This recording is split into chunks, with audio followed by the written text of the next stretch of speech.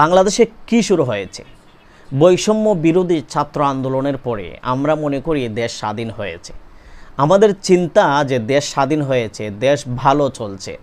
আপনারা একটা ক্লু দেখান যে 5 আগস্টের পরে কোন দিকে দেশ ভালো চলেছে, কোন দিকে দেশ ভালো চলেছে। আমরা বাংলাদেশের মধ্যে এখন দেখেছি জিনা, বেবিচার, বলৎকার, রাহাজানি, মারামারি, কাটাকাটি, ধর্ষণ, চুরি, ডাকাতি, লুটপাট এত পরিমাণে বাংলাদেশে বেড়েছে, আমার বয়সে আমি কখনো দেখি নাই এরকম লুটপাট বাংলাদেশে হয়েছে।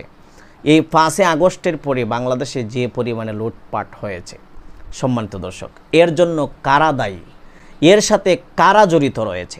এত কিছু হয়ে যাবার পরেও বাংলাদেশের যারা পরিচালক, উপদেষ্টা মণ্ডলী, সাহেবগঞ্জ, তাদের কোনো মাথা ব্যথাই নেই। একদিকে মাঝারে ভাঙচুর করছে, সব কিছু মিলে বাংলাদেশে একটা অরাজকতা শুরু হয়ে গেছে। এই যে আপনারা দেখেছেন একজন মুরব্বী চাচার উপর একটা ছেলে হাত তুলেছে, থাপ্পড় দেওয়ার চেষ্টা করেছে বা তার থাপ্পড় মেরেই দিয়েছে। এই ভিডিওটি স্ক্রিপ্টে আমরা দেখেছি। আজ পর্যন্ত কোনো মোল্লা মুন্সি এটার প্রতিবাদ বা এর বিরুদ্ধে কোনো পোস্ট বা ভিডিও করছে না। কেন করছে না? ইতিপূর্বে আমরা দেখেছি কয়েক বছর আগে যখন স্বৈরাচার সরকার ছিল, তখন সময় আমরা দেখেছি একবার একটা হুজুরের দাড়িতে ধরে কে জানি টান দিয়েছিল বা মেরেছিল। এই নিয়ে সামাজিক যোগাযোগ মাধ্যমে অনেক আলোচনা সমালোচনা তুলপার হয়েছে। ওই সময়টাতে আমরা স্বৈরাচারের দোষর যারা ছিল তাদেরকে আমরা দোষারোপ করেছি বা তারা জুলুম নির্যাতন করেছে, এর প্রতিবাদ আমরা করেছি। কিন্তু এখন 5 আগস্টের পরে স্বৈরাচার সরকারের পতন হয়েছে, স্বৈরাচার সরকার নেই এখন। তাহলে এখন দেশের মধ্যে রাহাজানি করতেছে কারা?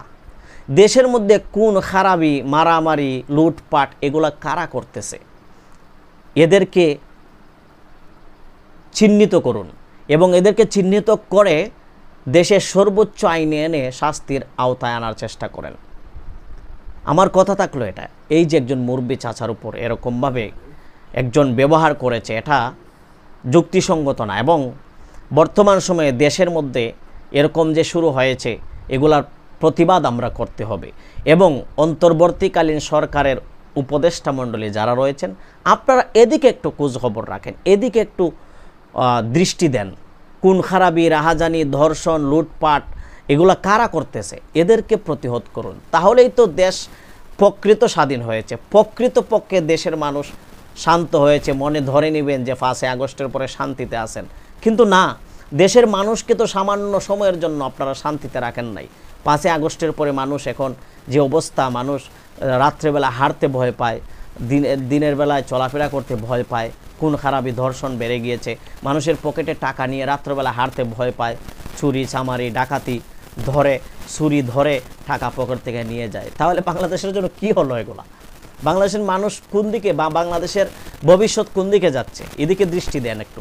হয়তো আমাকে এই ভিডিওর পরে আপনারা আমাকে বলতে পারেন আমিও মনে হয় আওয়ামী লীগের কিছু দূষর বা আওয়ামী লীগের জন্য সাফাই গাচ্ছি। না, আমি দেশের একজন সাধারণ নাগরিক হিসাবে সেটার প্রতিবাদ করতেই পারি। আল্লাহ তাআলা যেন বাংলাদেশের প্রতি রহম করেন। আসসালামু আলাইকুম ওয়া রাহমাতুল্লাহ।